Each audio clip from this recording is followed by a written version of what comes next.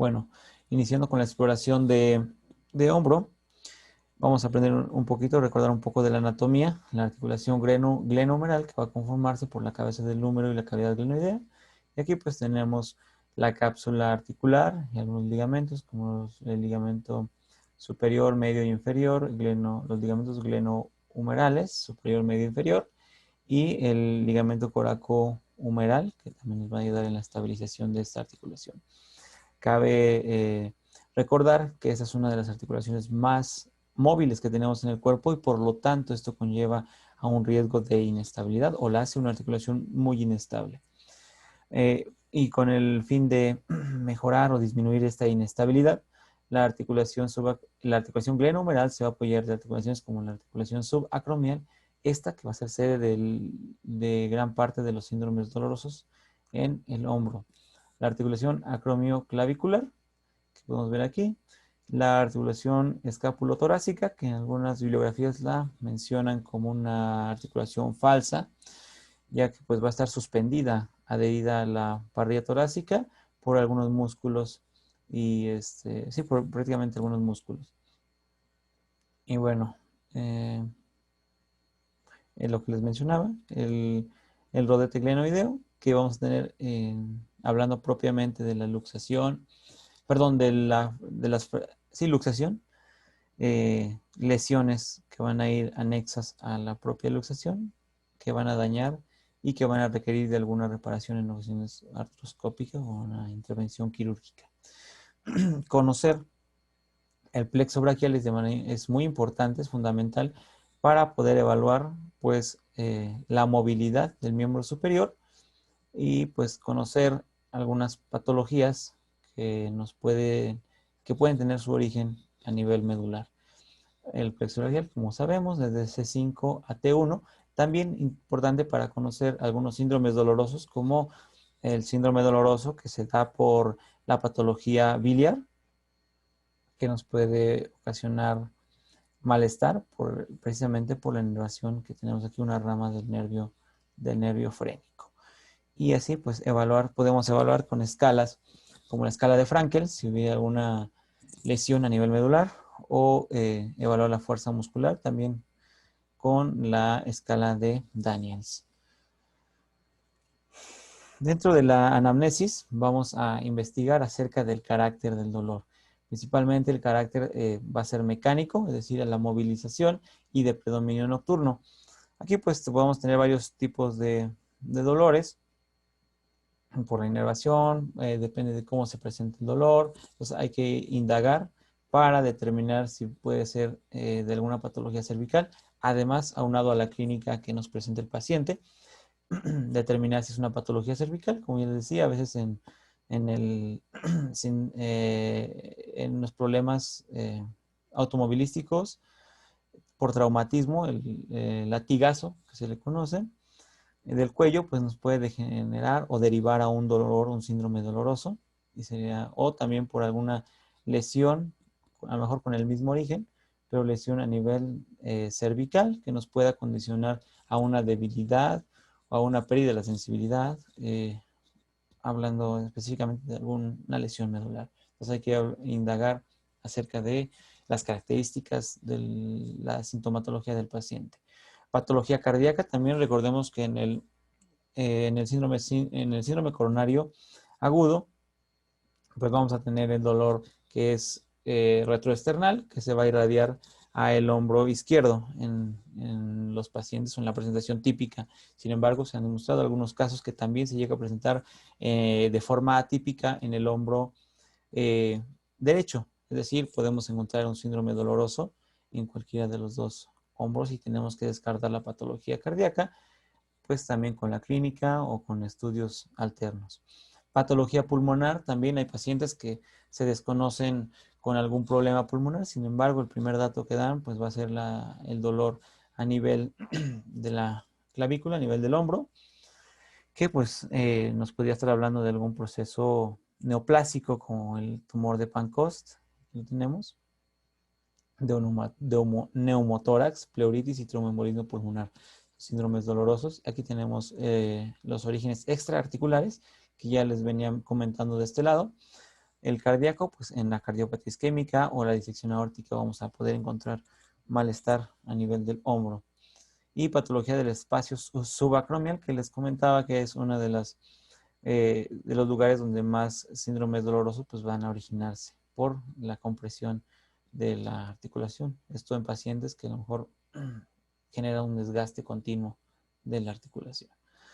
En la patología pulmonar, perdón, no les mencioné, el tumor de Pancoast, neumotórax, pleuritis y la tromboembolia pulmonar.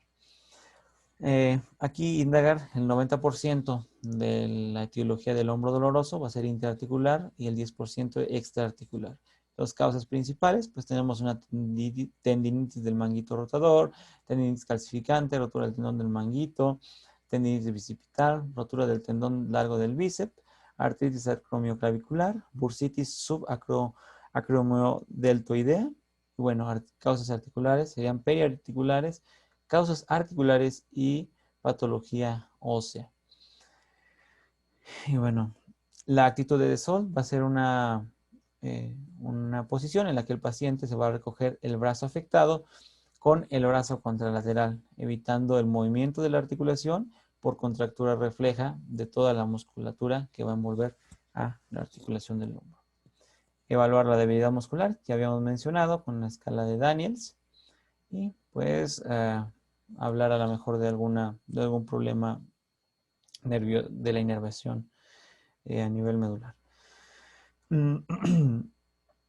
Muy bien, entrando a la inspección, vamos a pedir al paciente que se descubra la parte del miembro superior y vamos a evaluar los relieves óseos. Vamos a ver que sean normales, que no haya alguna alteración, no se vea hundimientos, no se vean salientes. Vamos a hablar atrofias musculares, por ejemplo, en la atrofia del deltoides, en la que en un brazo se ve correctamente la curvatura y en el otro brazo se pierde la integridad del deltoides, puede ser por un problema a nivel de C5, inflamaciones generalizadas o localizadas. A la inspección tenemos que observarlas. Uno de los signos o de los problemas que los pacientes presentan cuando tienen una fractura de húmero, que va a aparecer a las 48 horas, va a ser el hematoma de Enneking, que va a ser un hematoma muy escandaloso. Los pacientes llegan a asustar, pero pues hay que explicar al paciente que va a pasar benignamente, va a autolimitarse. Cicatrices o incisiones quirúrgicas, a veces en fracturas de clavícula, pues queda un callo que pues, nos puede dar una imagen de una imagen anómala en la clavícula. Indagar si ya tuvo alguna cirugía, vemos si hay alguna cicatriz, pues para tener en consideración las patologías más frecuentes. Le evaluamos la clavícula, el acromion, vamos a observar la articulación acromioclavicular, que pues por la posición del deltoides no es, digamos, como muy visible. Y bueno, aquí tenemos unas imágenes de ya sea de fractura o luxación de clavícula, de la articulación acromioclavicular, de la luxación de la articulación glenohumeral y bueno, desgaste del deltoides. Aquí tenemos. Y bueno, esta sería como una articulación normal. Continuando con la inspección, evaluamos la articulación externo-clavicular. También, pues, para que nos dé estabilidad, o hablando de que tener una buena estabilidad hasta incluso en el hombro. Músculo trapecio, músculo deltoides, el músculo pectoral mayor, el bíceps braquial, signo de Wetter. Ahorita vamos a ver una imagen característica. Las fosas supraclaviculares, pues aquí evaluarlas por, como les mencionaba, en el tumor de Pancoast, cuando tenemos síndrome doloroso, pues aquí pueden aparecer inflamaciones o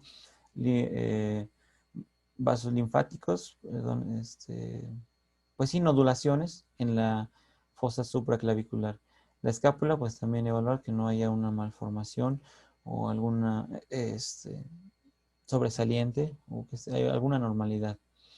El pectoral mayor, ahorita vamos a ver una imagen característica también, y pues recordemos que es parte de la articulación que nos ayuda pues porque se va a insertar en el primer tercio del hueso del húmero. El trapecio, pues también recordar que es un músculo que abarca desde el occipucio a vértebras torácicas y que va a insertarse a la apófisis, al acromion, perdón. Y pues también en esta zona del trapecio pues va a haber síndromes dolorosos de algunas patologías que va a ser característico. Eso es lo que mencionaba el signo de Wether, o de, sí, la ruptura por ruptura de por ruptura del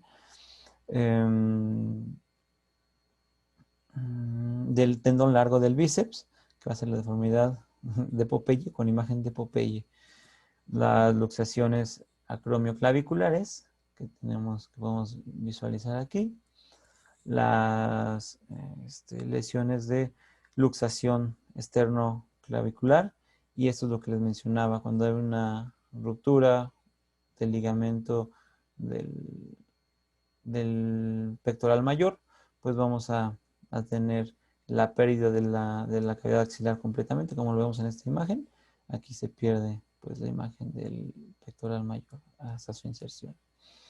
Y la escápula alada, que vamos a tener, que va a ser principalmente por alteraciones musculares en la inervación, por músculos como el serrato anterior y el romboide. Entonces evaluar pues, prácticamente toda la zona del hombro. En la palpación vamos a palpar pues obviamente la clavícula, buscando dolor, crepitaciones, algún abultamiento. La articulación acromioclavicular, la articulación esternoclavicular, el acromion, el troquíter, la apófisis coracoides, la carretera bicipital y la escápula. Pues esto con el fin de, como decíamos, encontrar el dolor originado en alguna de estas articulaciones o en alguno de estos huesos que nos pueda dar la etiología de la sintomatología que esté presentando el paciente. Evaluar también la movilidad. Recordemos, y repito, es una de las articulaciones más móviles. Entonces, en plano sagital vamos a evaluar la flexión, la extensión. En plano coronal, la abducción, la aducción. En plano horizontal, la rotación interna, rotación externa. Y en la prueba de rascado de Apley, en la que vamos a incluir pues prácticamente todos los movimientos, que es la primera imagen.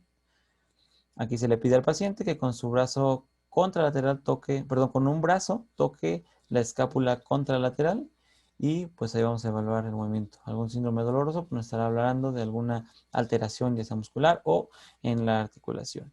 Y el segundo paso sería por detrás, se busca tocar la escápula contralateral a el brazo. Estos son los ángulos de movimiento, lo que ya mencionamos: extensión, flexión, aducción, abducción, aducción, rotación externa, rotación interna, rotación externa con extensión, rotación interna con extensión, y bueno, algo que englobaría, digamos, los movimientos, a la circunducción. Son los movimientos y los ángulos que tiene la articulación. Bueno, la movilidad pasiva la vamos a ocupar cuando queremos distinguir entre un proceso de retracción capsular o un proceso propio de la articulación y algún proceso doloroso con limitación muscular. Entonces aquí el paciente se le pide que esté relajado y el médico o el explorador es el que va a realizar los movimientos, ya sea aducción pasiva, rotaciones, flexoextensiones y aducciones, perdón. Y bueno, continuando, pues seguiría también la exploración del manguito de los rotadores, recordando que estos músculos, que es el subescapular, el infraespinoso, el supraespinoso y el redondo menor. Tenemos maniobras como la del arco doloroso, pidiéndole al paciente que realice una abducción del hombro, ayudándolo en el caso de que sea necesario. Y si existe un dolor entre los 70 y los 120 grados, va a ser sugestivo de un síndrome subacromial. Y bueno, si el dolor aparece en la última fase de la abducción, será sugestivo de un pinzamiento acromioclavicular. La prueba de Codman, que va a pedirse al paciente que haga abducción completa y que baje lentamente la extremidad y a partir de los 90 grados esta va a caer rápidamente. Indicará una rotura del manguito de los rotadores.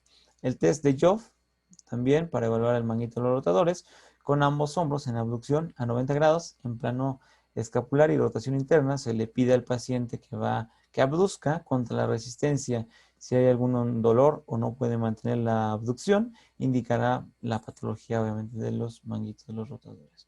Hay otras maniobras como la del test de Neer, el test de Hawkins y Kennedy, que lo estaremos revisando posteriormente. Lesiones en la corredera, tenemos la maniobra de Jägerson, que va a hacer con la extremidad superior pegada al cuerpo. Aquí no la tiene muy pegada, pero debe estar pegada al tronco y el codo en flexión a 90 grados. Se le va a pedir que el paciente flexione el codo y va contra una resistencia que pone el observador, y si se provoca dolor habrá una lesión en la corredera o es sospechoso de una lesión en la corredera. Sería esta zona, corredera bicipital. Y bueno, la maniobra de Speed, que va a ser la flexión del hombro contra resistencia con el codo en extensión y supinación. Si hay sensación dolorosa, indica lesión en la corredera bicipital. Y es lo que podemos ver en esta imagen inferior. Muy bien, ahora en la inestabilidad glenohumeral tenemos la prueba de aprehensión. Con el paciente sentado se va a abducir a 90 grados el hombro y se comienza a hacer una rotación externa lentamente, mientras que con la otra mano se empuja la cabeza del húmero hacia adelante. Si existe inestabilidad, el paciente pues tendrá la sensación de miedo y de rechazo a continuar la maniobra. ¿Por qué? Porque siente que se le zafa, que se le sale el hueso o la articulación como tal. La maniobra del cajón de Gerber y Gans, que con el paciente en decúbito supino y el hombro a 90 grados se va a realizar abducción, ligera flexión y rotación interna. Se fija la escápula y se intenta desplazar la cabeza humeral hacia adelante. Un desplazamiento del 25% se va a considerar normal. Mayor del 25% pues va a considerarse un problema de inestabilidad severo.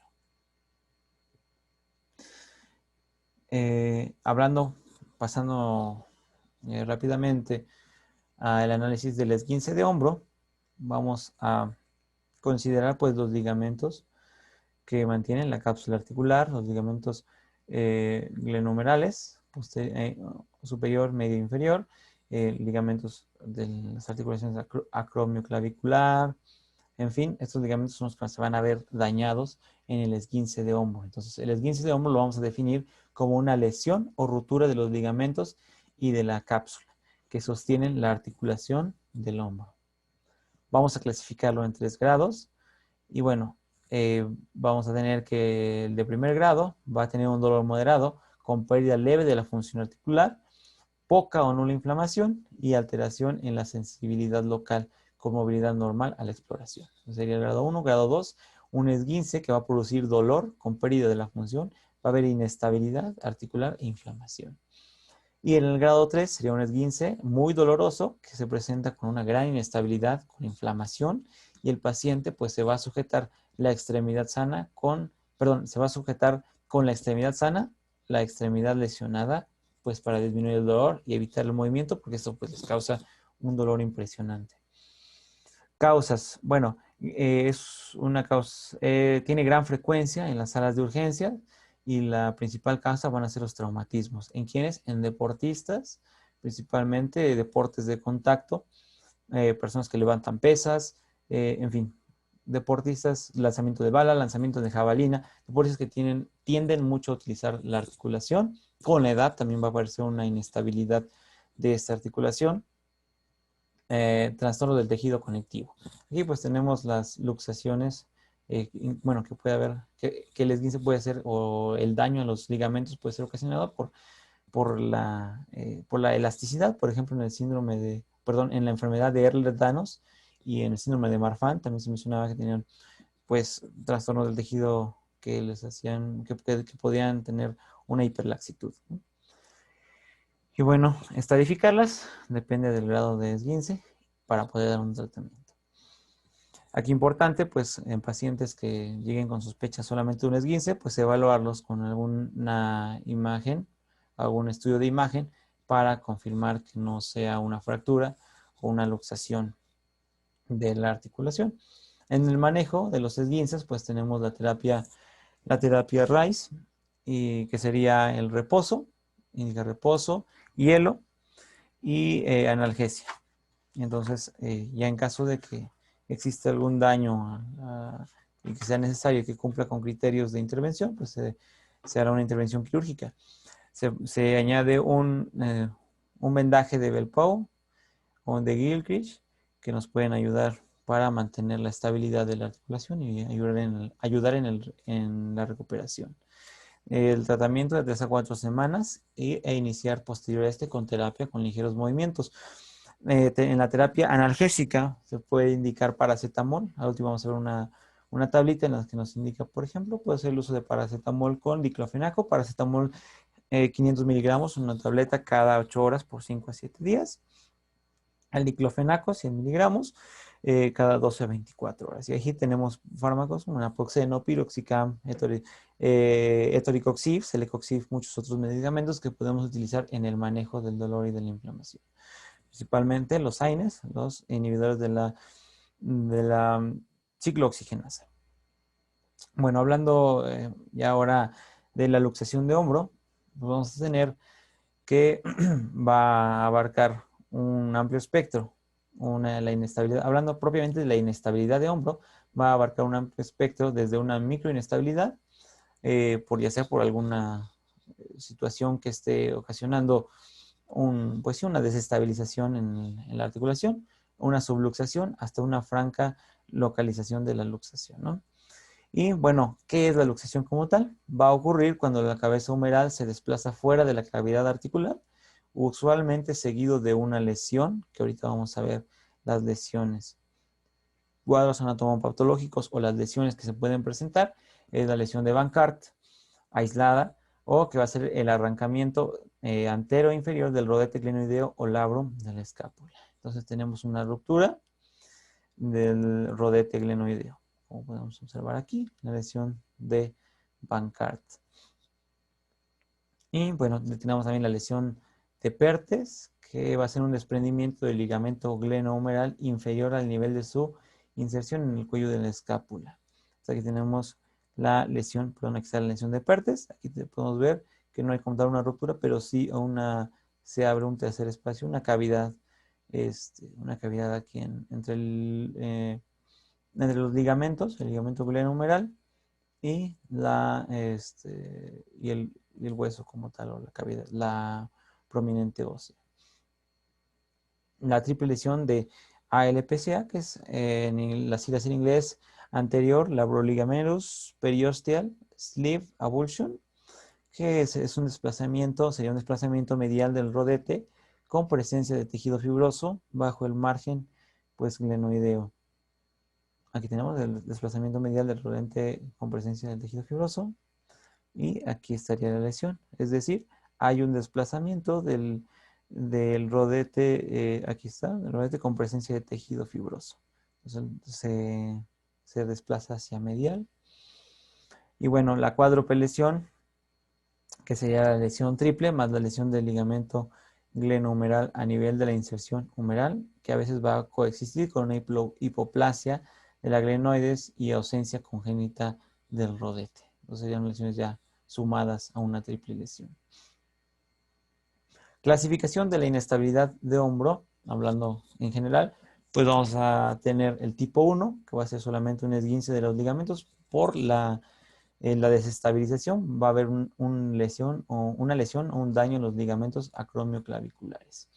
Entonces se mantiene estable y no hay cambios radiográficos. Sería el tipo 1. El tipo 2 va a haber una disrupción de los ligamentos acromioclaviculares con indemnidad de los coracoclaviculares, con cierta inestabilidad en el plano horizontal y en la radiografía antero-posterior hay menos de un 25% de luxación.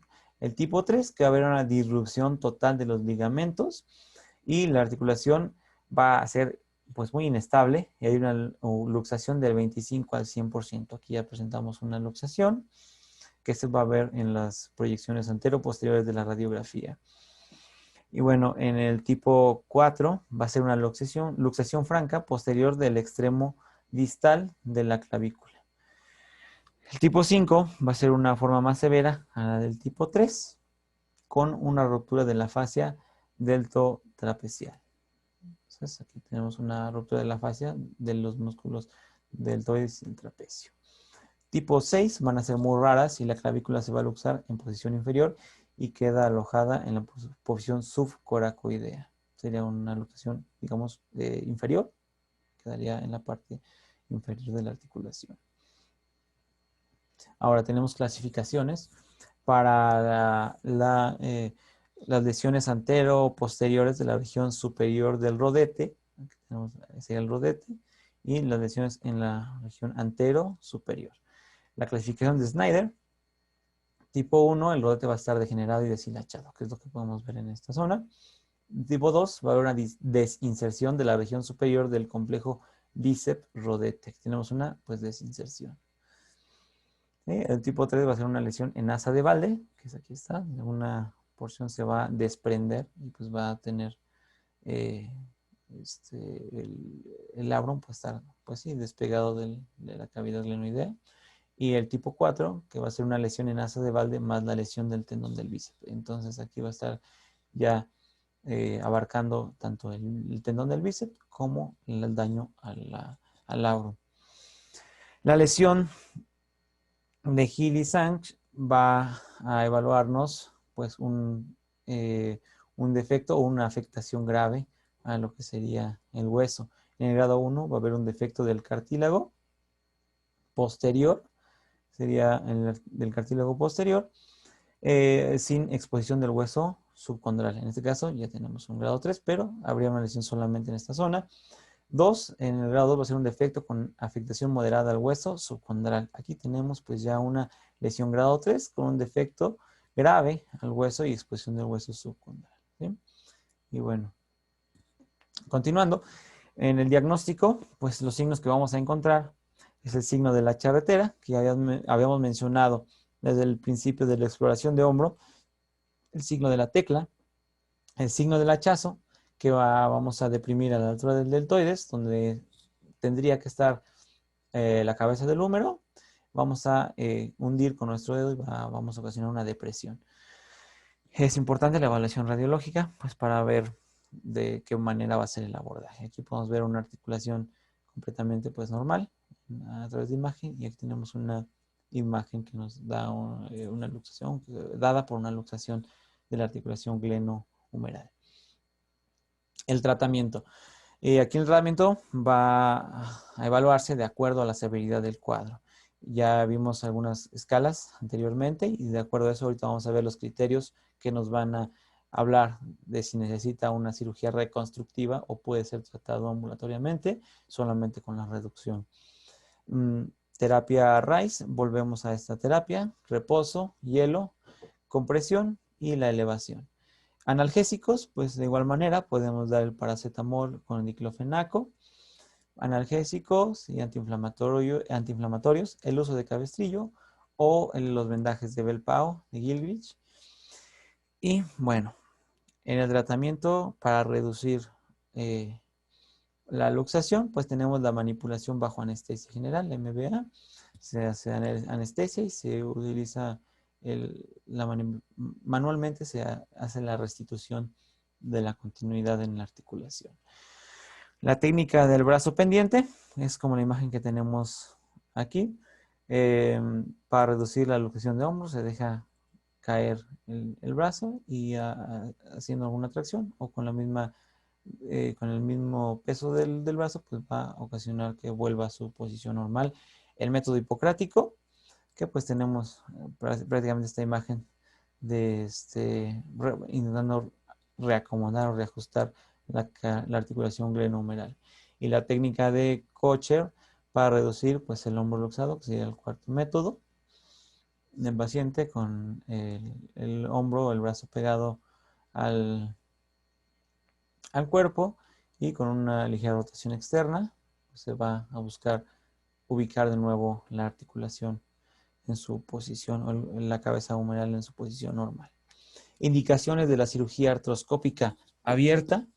Pues tenemos primer episodio de luxación traumática en pacientes jóvenes y deportistas, donde exista lesión de Hill-Sachs, lesión de Bankart-Pardes, luxación recurrente postraumática con o sin hiperlaxitud, correcta calidad y competencia del ligamento glenohumeral medio y ligamento glenohumeral inferior, ausencia de lesiones osteocondrales, falta de la compresión cóncava y subluxación sintomática. Criterios que excluyen la cirugía artroscópica, pero que a lo mejor van a necesitar una cirugía abierta. Hablamos de una inestabilidad posterior, inferior o multidireccional, inestabilidad glenohumeral voluntaria, esto es en los pacientes con enfermedades del tejido, del tejido, de los tejidos que nos van a generar una hiperlaxitud, como el síndrome de Ehlers-Danlos.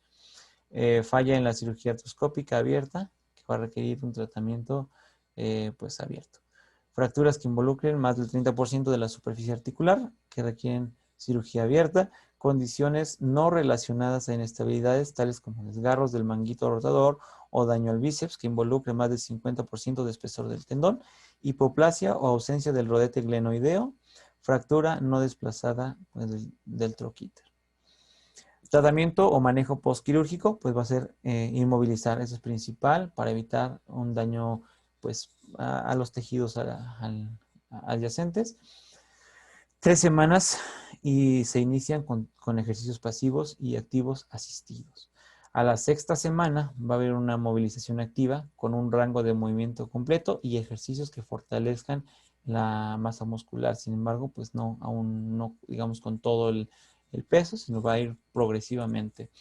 A las 8 semanas vamos a empezar a evaluar o a fortalecer el músculo del bíceps. El objetivo es que a los 6 meses el paciente pueda volver a sus actividades con una fuerza muscular y movilidad casi en rangos normales. Entonces el tratamiento, pues, el objetivo es a los 6 meses el paciente ya esté realizando su vida normal con el mínimo de malestar o con el nulo malestar. El control del dolor, como ya decíamos, el paracetamol y el diclofenaco. A continuación, pues aquí vemos una tablita en la que nos muestra la dosis recomendada del diclofenaco, dosis recomendada de paracetamol, la presentación en la que encontramos, esta tablita es obtenida de la guía de práctica clínica, el tiempo de uso, pues va a ser a criterio médico, sin embargo hay que recordar que pues sí, estos medicamentos nos van a nos van a generar contraindicaciones, una de ellas pues la úlcera gástrica, ¿no? Interacciones, aquí vamos a ver los medicamentos y contraindicaciones en ambos fármacos. Y bueno, para terminar, un pequeño resumen, un diagrama.